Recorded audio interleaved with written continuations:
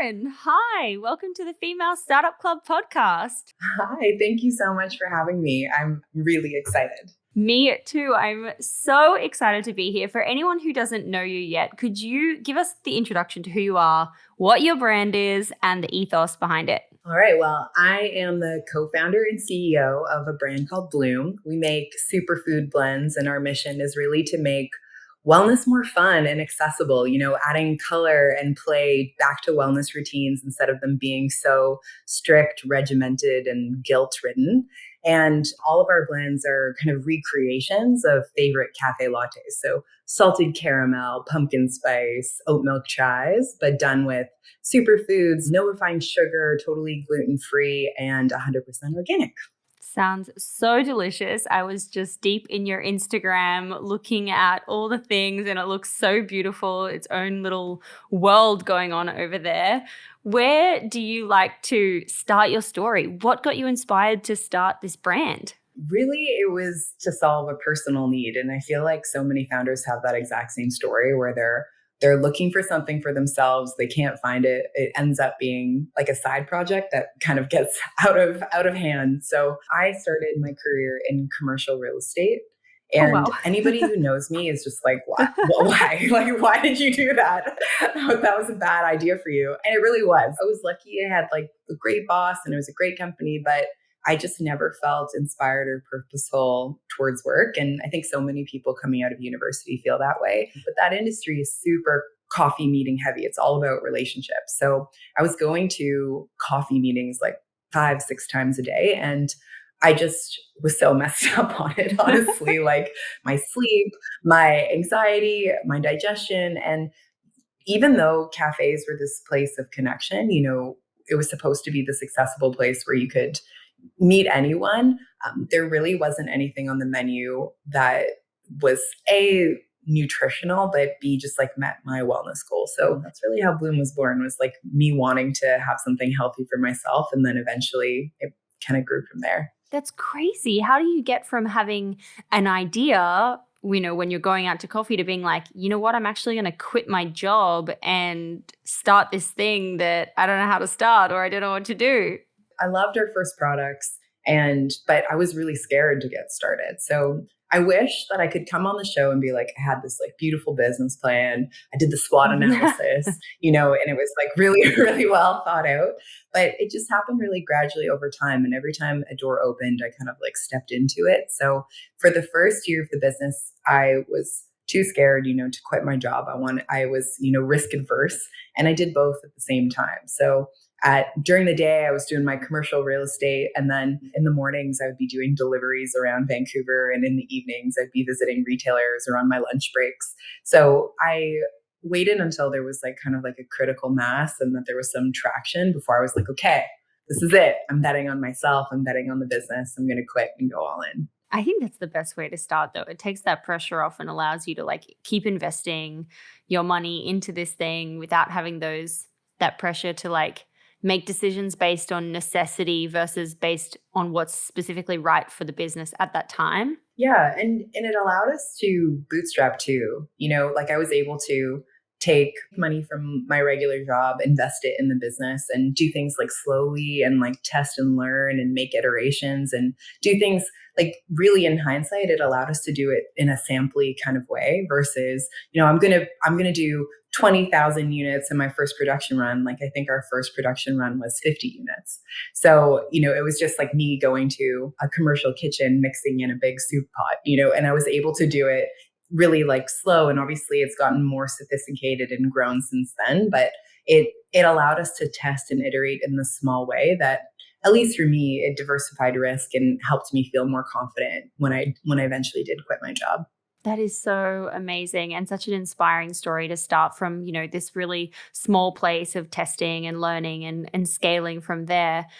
If you had to think about like how much money it cost you to get started, what did you invest to kind of make those first 50 units and get a website set up and all that kind of thing? Oh, we did it so scrappy. Maybe like the first website we did on Squarespace, and we just chose a template. We took the pictures ourselves.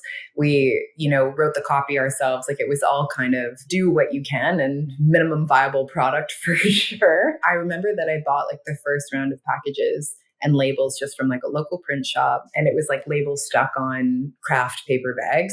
So I think like the initially it was probably like less than $1,000 to get everything going. And then, next time it was like 100 units. The time after it was 150 units. And it was just like slowly and incrementally adding on. And so when you had, let's go back to that, first 50 units, who were your customers at that point? And how were you talking about the brand? How were you kind of reaching out to people to buy this product that you had?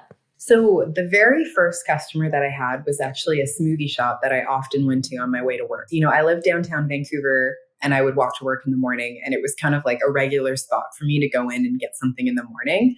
And one day I went in there and I happened to talk to the owner and was sort of like, do you have a turmeric latte, which was our first product?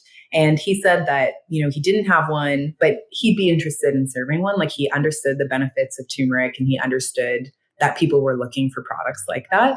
And so I was just like, I'll do that for you. I can do that. And literally like within 2 weeks, he was kind of like, I had like a confirmed purchase order that I had made in like an Excel document. And he was like the first order.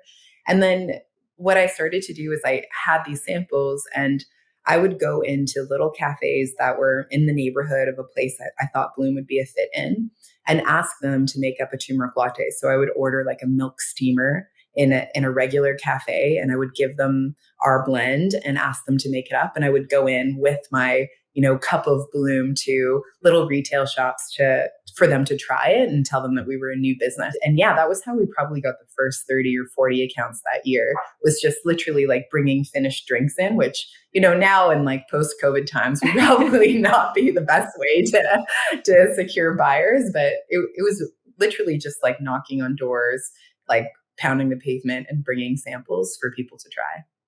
I feel like there's this, thought process that you go from like 0 to, I know you're in like thousands of stores now, or the last thing I read was that you're in over 1,500 retailers. So a lot of retailers that you kind of like, and it seems like this huge mountain, it seems like this huge feat, but actually like if you're just to go like into your local neighborhood and start knocking on doors and start giving people your product to try, you get 1 account, you get 10 accounts, you get 40 accounts, then you get 100 accounts, and you slowly build up over time. And then it's that compound effect of now I'm sure you look back and you're like, wow, this is crazy. And it all started from those simple actions of just knocking on doors and talking to people. Totally. And I still do it.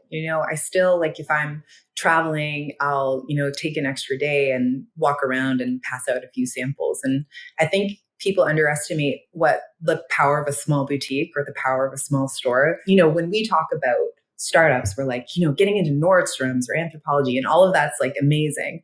But these small businesses that are really like the foundation of Blume and where we started, they give you so much insight. They give you so much feedback. They help you refine your product. They allow you in the door without going through like 800 pages of paperwork, and it's just more flexible. And they were really our original ambassadors. So before we were doing influencer marketing and ambassador marketing, it was these small businesses who were championing the product in person and would take the time to learn about it and educate customers that came through the door.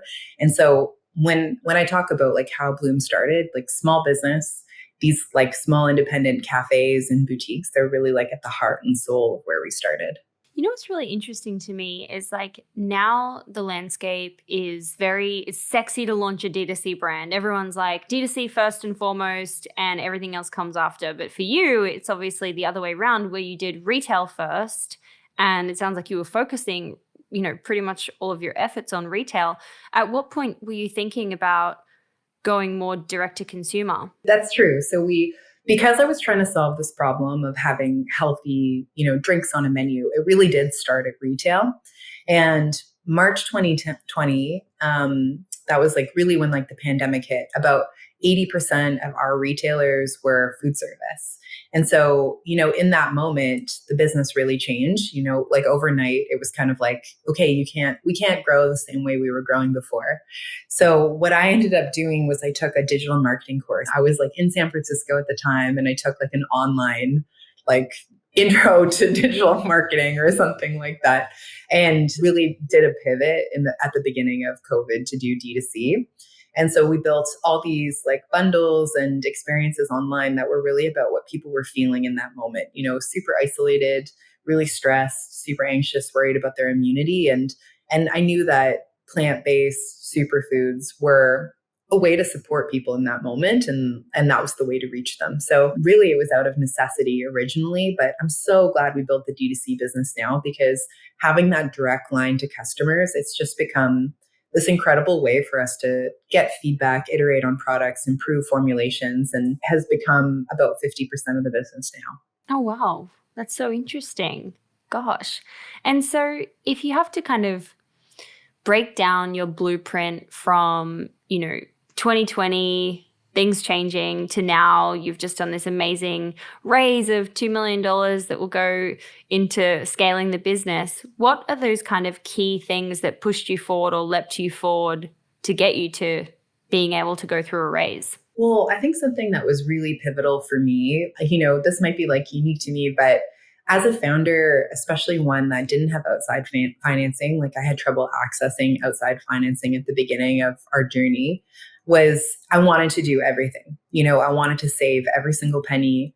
I was driving around to do deliveries so that I didn't have to pay for postage. I was doing customer service, but also sales outreach. It was incredible what automation of just like a few of those things did for the scale of the business, like how fast it changed. So in our first 2 years of business, like we didn't have this trajectory of just like 0 to hero. The first 2 years of business were like relatively flat.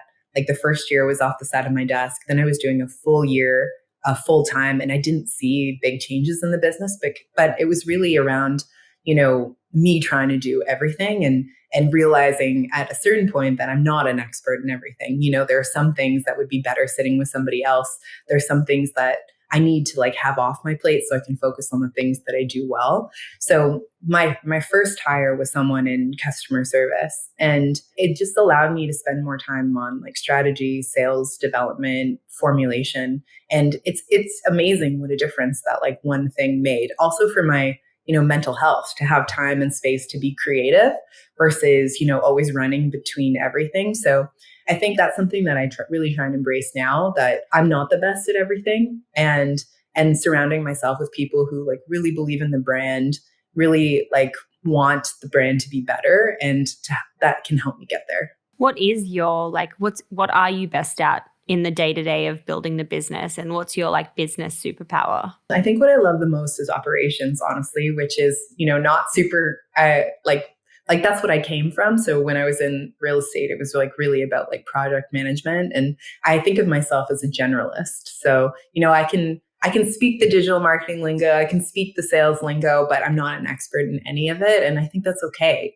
As long as like you build trust with people who are there to support you and take the time to educate yourself and to learn on the things you don't know. 100%. 100%.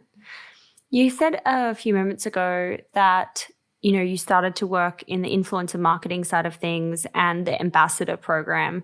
Could you tell us a little bit about like what that looks like, how it works, and break down the impact of you launching those programs? Yeah. So the ambassador program, I mentioned originally it was like our small business supporters, like they were owners of boutiques and they were sharing the product and loved it.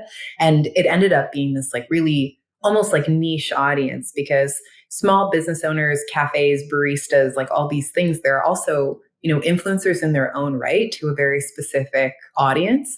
And so where, some brands might be tapping into moms or Weight Watchers or, these audiences like that, we found like this really unique audience that just supported women and small businesses and wanted to be part of something from the beginning. So that was really like our first like our first influencer or ambassador crew. And then where it's changed from there is that what we do is we, seed monthly to people who are aligned in values and who are managing caffeine, who care about wellness, who have similar, values and interests to our audience and our brand. And now we have, hundreds of people in the program who are champions of what we're working on. They're actively involved in new flavor development. They're providing feedback all the time in terms of like swag, packaging, that sort of thing. Like our ambassador or insider community is like they run more of the business than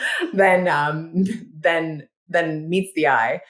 They're really actively involved in so much of what we do. And we just actually did our first ambassador collaboration as well. So we worked with an influencer based out of Toronto to do a co-branded product. And that's a way that we're expanding the program now is working directly with people who align with the brand mission to help grow reach and awareness and really tell that story that we're trying to tell. And how do you actually do that? Like if someone was listening and being like, I really want to launch an ambassador program and I really want to start, even if it's to start small with like 10 people, for example, are you using some kind of software or is it just like, scrolling through Instagram and putting people in a Facebook group?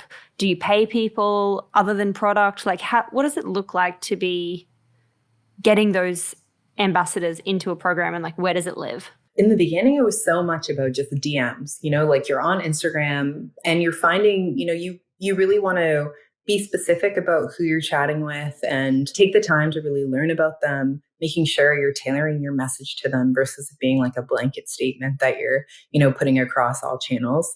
But we do a mix of Instagram messages, emails, meeting people in events. Now there's quite a bit of inbound and we use a platform called Aspire to manage it now. But in the beginning, it was so casual. Just, I remember that I would like cap out. There was a max, there was a max on like how many DMs you could send. And I would always try and like hit that in a day kind of thing. Wow. So, it's a numbers game. It wasn't that high. It was a numbers game in the beginning. But it was something like, let's call it like 15 messages that I would send out to and just like, using my own social and Blume social to reach out to people that I knew would like love the products and it was solving a problem for them.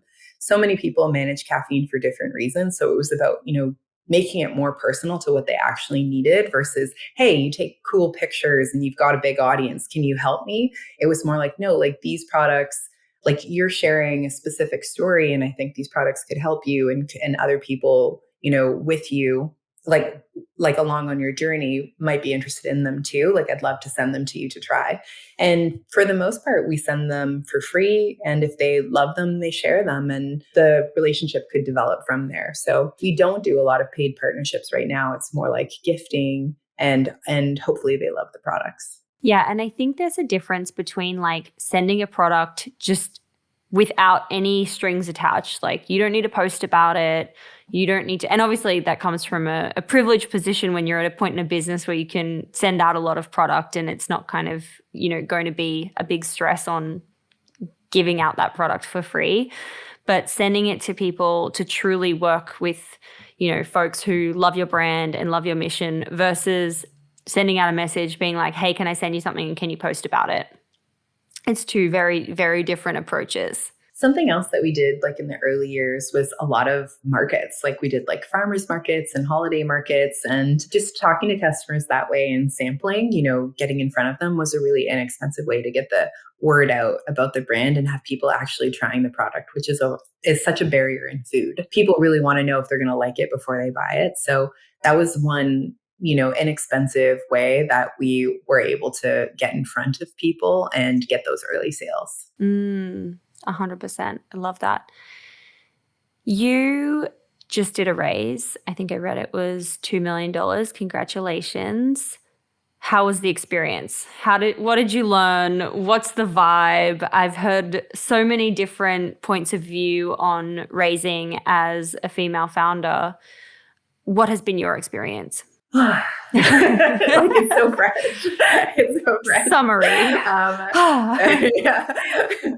Well, it's something that So like Blume has a bootstrap story. We were able to last year get a loan for $100,000 from a business development bank, but other than that, we've never received any funding except outside of grants. And so it was something that, was intentional. We didn't want to bring in capital too soon before we had really like proven the traction, before we had, the fundamentals right, and before I felt personally ready.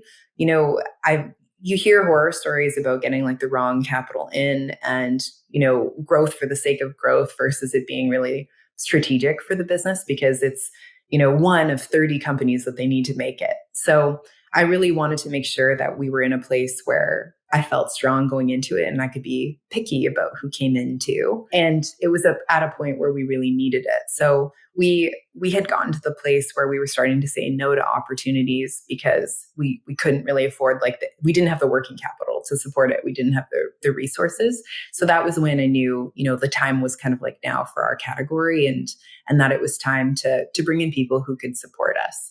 And so the experience it's like a very emotional, taxing experience, but it's fun too. Like, it's hard to explain, but every time you pitch, it's, you're selling your vision, like what you think it's going to be in 20 years. And this very vulnerable thing. Some people got it right away and they were like, I want in on that. Like I had like yeses in our first call. And, but then there were others that, asked me questions that I just like knew that they weren't my people. You know what I mean? Like, there weren't people I wanted to have emailing me questions when times are hard, because I think very few stories for businesses are like linear, where it's like completely up, and ups and downs are going to be there. And I wanted people who were going to be there for the downs too, and believe that the ups were coming back. So, and some people, you just got the vibe that wasn't the case. And I just like quietly like moved away from them. So yeah. It's true. The gut instinct is very powerful, and I've heard about it so many times on the show where people have been like, I took the money, but like,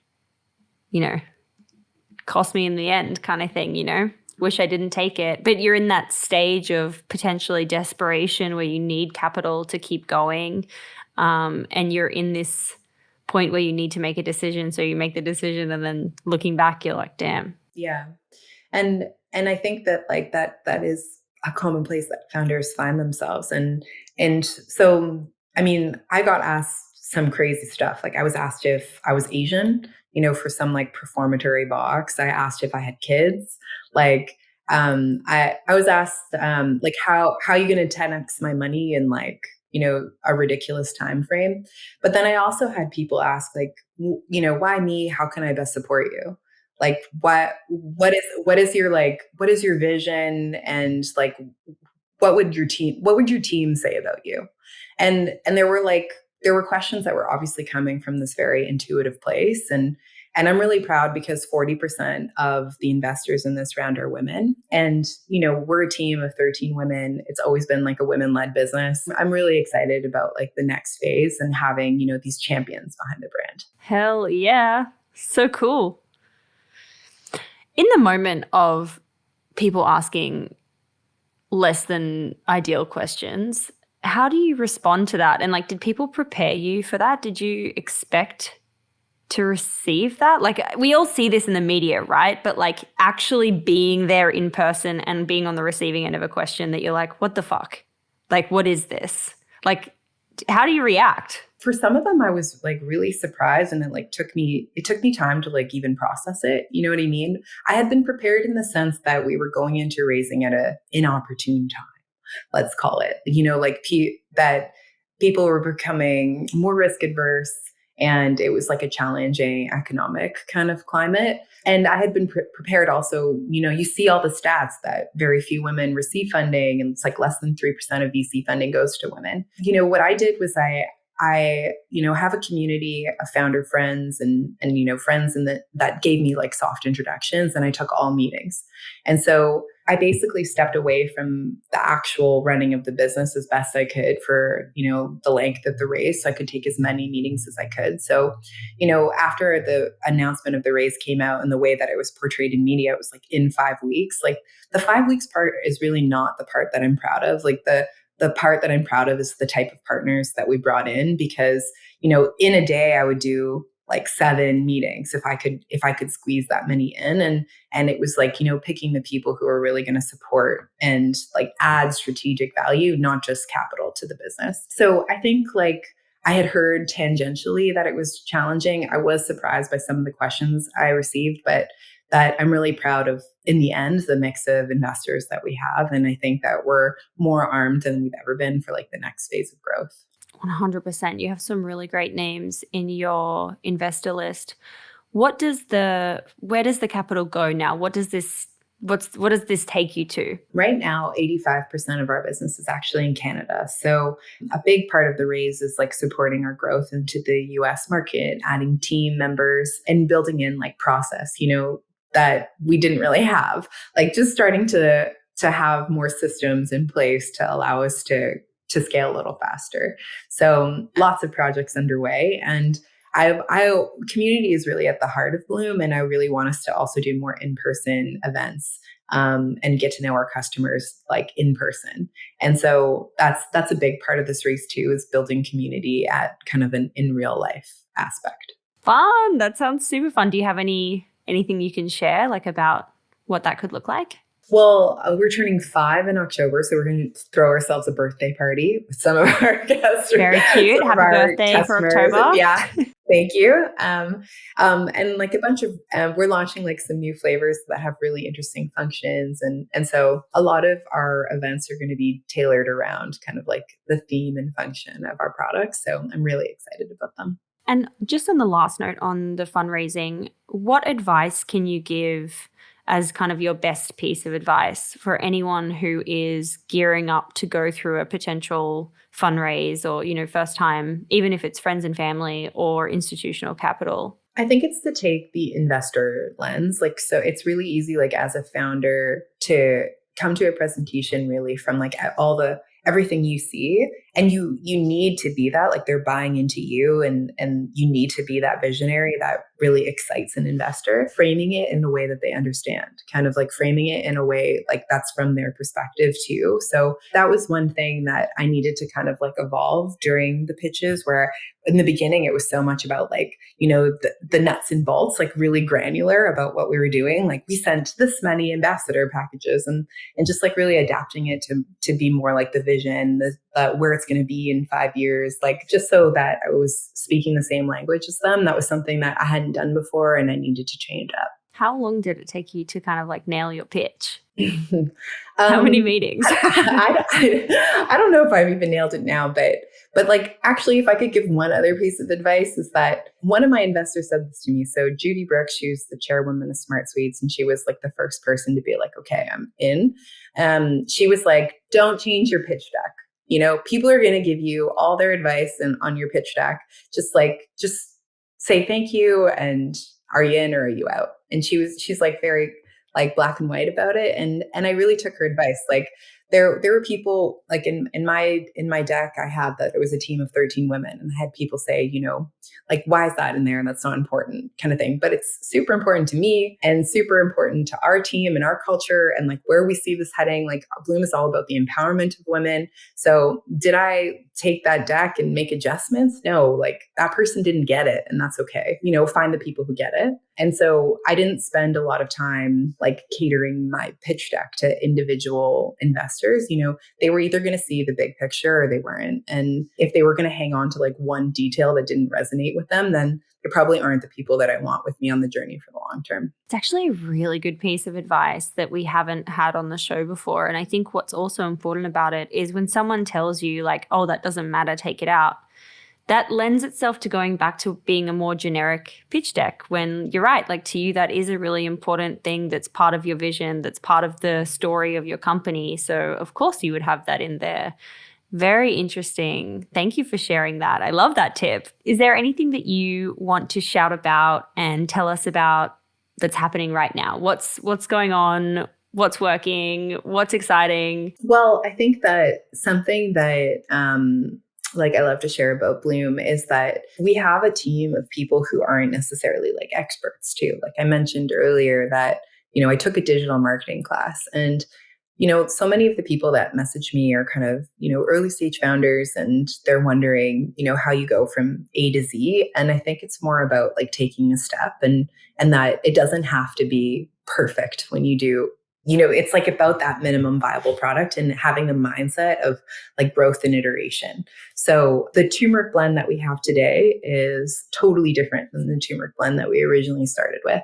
It's been, the formulations changed a number of times, the packaging, the copy, the size, the price, like almost everything has changed based on feedback. And so I think that so many get held up in wanting it to be 120% absolutely perfect. And some things, should be perfect in terms of like, it solves the problem you say it's going to solve, and it tastes good and all those things. But just that it's okay to iterate too. And I think and the first step is like the hardest one. And then you can follow it up with like more iterations going forward. 100%. Don't be crippled by perfection. Done is better than perfect.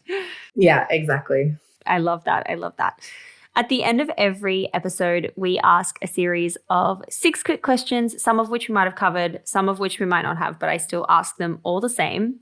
So question number 1 is, what's your why? Why are you doing this every single day? It's because I want to love what I do and connect with people on, like a more personal level. So in, commercial real estate, I never felt really connected to the end product or consumer. And with Blume, I feel like we're really influencing change in how people are like addiction to coffee and how they treat themselves and how they're able to take moments of self-care. And that's something that really lights me up and gets me excited to get out of bed.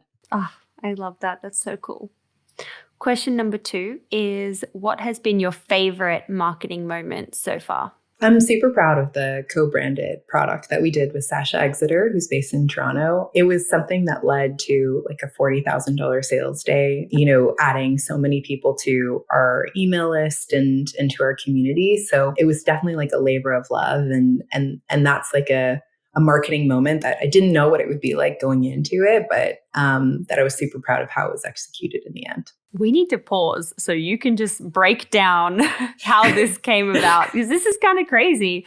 Like, was this like a really organic like meeting of the minds and being like, let's do something together? Or did you pitch Sasha or vice versa? And like, how did this come together? Like, what is the blueprint for this? Well, we had been, with Facebook iOS changes, we had been thinking about how you grow awareness and reach like in a more organic way anyways, like where it's with aligned community. And so Sasha was on this hit like top dream list of influencer that we could work with. And so she had shared about the products before, so she had tried them. And so we reached out and just kind of pitched what we were thinking. And it came together really quickly. Like, I think we had the paperwork signed at the end of like November, December 2021, and it was launched by June 2022. So we just worked so hard together to bring it to life. And with like what supply chain is, it was really, a bit of a special, it was definitely a bit of like a special project. And that's why I'm so proud of it, because everyone just like really rallied for it. Like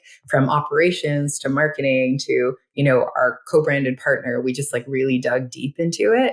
And she did so many, customer surveys on her side about like people wanting something that was for beauty, for digestion. And it was like really built by community. So we launched it with a wait list where you could sign up with an email list to basically get early access to the product. And we generated thousands of emails that way, both through her community and our community. And so it led to this really successful launch because we had all these emails that were generated from really like high intent customers who like either loved Blume, loved the function that we were building for because it was like from their suggestions, or loved the influencer Sasha. And so, yeah, it led to like a really exciting launch. And Blume is typically a really seasonal product. So it was also like this exciting way to add interest to summer months when we're typically more fall, winter. Oh, that is so cool. So exciting. I have one more question just before I continue. So sorry. Yeah. I'm the person that always has just one more question. When you're working on an influencer partnership like that, is it hey, let's pay you up front to work together, or is it a rev share model, or is it a blend of both in this particular scenario? It really varies from partnership to partnership is what I found. In this case, it was our first time doing something like this. We wanted it to be really authentic. So we did like a year-long partnership where it was a blend of her sharing the products, her story with the products, which was like kind of like a base fee. And then there was also like a revenue participation component for the actual product. So I think it's really important that whoever your partner is like incentivized as well and should participate in the upside because their name is on the package and everything like that. So everyone's interests need to be aligned to make a partnership really be successful. So I actually think the revenue share component is really, really important. And it was a way to keep like also the base fees down because we were at the time, bootstrapped and scrappy. We leaned more heavily into the revenue share component than we did in the base fees. Mm-hmm. Yeah, I agree that I think the performance incentive piece of the puzzle is so key to also keep people interested over that long kind of period of time and keep sharing and things like that.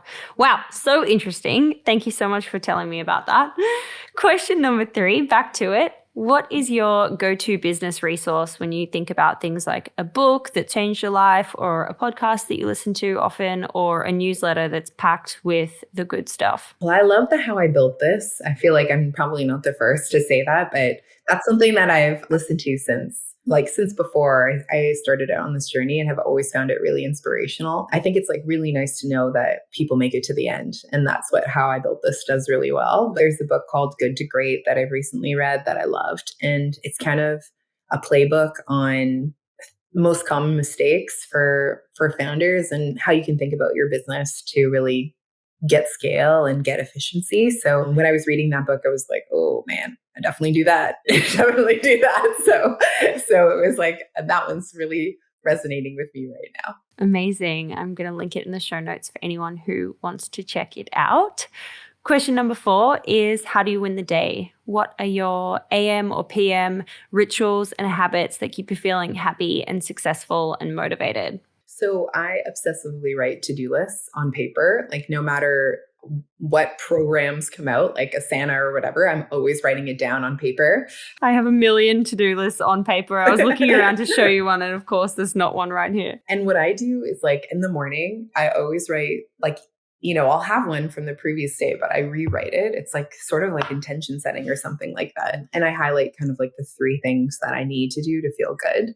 And if those 3 things are done at the end of the day, then, even though there's going to be like 10 other things on that to-do list, it's kind of like I did what I set out to today. So definitely obsessed with the to-do list and the sticky note reminders. Like if I showed you what my office looks like right now, it's just like, like inspirational quotes and to-do list things. I think like writing things down, like journaling about like what your intention is, but also how you feel about it is so important to just getting in the right frame of mind to be really productive. I think today it's so easy to get sucked into like Zoom meetings and Google Meets and all those types of things. And they really take away time to work, to do like the work that like moves things forward. So I've gotten in the habit of blocking out mornings where I auto deny like invite requests just to save space in my calendar and maybe I just need to go for a walk or like, sit outside with my dog or something like that. But I think it's really important that we don't get into the cycle of like working around the clock constantly. So there's no like creative space and like the love of the job gets hit because you need to keep all of that energy really high because it's a marathon, not a sprint, I mean, 100%. I felt like last year I was just packing in so many calls at any time of the day. I was doing recordings all over the shop. And this year I really switched to be like, I need days that are like clear without these like broken up calls all throughout my day so that I can just be creative, create content, do what I need to do. And it made such a big difference just scheduling like only certain windows of time when I would take recordings or calls and just kind of like packing them in like sardines back to back. And doing like shorter calls as well, like 20-minute calls instead of like half an hour to an hour long calls where you're like, oh, this could have been done in 10 minutes kind of thing. Totally. I think there's a difference between busy and productive and that we all need to kind of like realize what the difference is there. And I'm trying to do it. It's hard. It is hard. Because the thing is you want to do these things too. Like 100%. Sometimes you have to say no to things you want to do, but it's like hacking your schedule or hacking your calendar. And I'm working on it. I'm not perfect. Work in progress. Work Question in number progress 5 always. is, what's been the worst money mistake you've made and how much did it cost you? One of the worst money mistakes I had was bringing in a product for a retailer. So it was basically like a retailer had requested a specific product. And so we did it to appease a retailer versus doing it to align with like our values and our strategic mission. And in the end, it probably cost us $15,000-$20,000, something like that. And maybe, like not enough to tank the business, but enough to be like, why did I, it's like making choices that are short-term versus long-term. I think that it's really easy. Like, at least I feel really tempted by low hanging fruit sometimes, to private label or to, things that would like bring money in the door today. But you have to, or what I'm trying to learn is to like really like step back and think about like, what are the things I really need to focus on to reach the end goal? Because we're so limited on time, because we're so limited on resources, that everything that you do should be tracking towards that versus, all these shiny objects that are along the way. I think that's one that I like regret, not just from like a financial perspective, but because it shows kind of like that was a moment of lack of focus and going for the low hanging fruit when I need to be like staying focused on kind of what we're really trying to build. 100%. Focus is like a real superpower to master. I find like I actively try and do this every day, but it's still one of those things where I can go off on a tangent and like work on something that I'm like, damn, shouldn't have done that. Last question. Question number 6. What is just a crazy story you can share from the business, good or bad? Well, I actually started this business with a co-founder. And so this is something that I get asked a lot too, is kind of like, what happened there sort of thing. And a lot of people start with co-founders and maybe have different visions. Maybe it works out great. It varies so much from time to time. And I would just say that like, that's like a choice that needs to be like really carefully considered. I think like in the beginning when we started Blume as like a side project, it was like a fun thing, but between friends sort of thing. Just that when you're bringing in investors, partners, even like senior level, like team members, just it's better to go slow and to make sure that all the values, all the visions are aligned than jumping on first opportunities. Like it's better to, some projects aren't going to get done because you don't have people, but to take the time to find the right people, because I think that's something that I could have done better in the past and would just encourage anyone to just be really thoughtful about. Yeah, that's a really key point. How does it work in that scenario where two people in a co-founder relationship decide to go different ways? Did you have to buy her out, or does she still have equity in the business and just doesn't work on the day-to-day? So I bought her out in the end. I bought her out in March 2020, which was like right when COVID hit and like the business really shifted. So a bit of a scary time. And I was really lucky. Like she agreed that, it wasn't working and she wanted to pursue her own things and I wanted to pursue my own things. But you hear stories where it's not that way too. So that's why I say that it's just like better to be thoughtful and like really clear and upfront about what expectations are at the beginning versus, having those uncomfortable conversations later on. 100%. 100%. Karen, thank you so much for taking the time to come on the show today and share your journey with Blume. It's been so cool talking to you. I'm so excited to see all these new things that are coming up for you this year and what you achieve. Thank you so much for having me. It was such a great chat. I really appreciate it.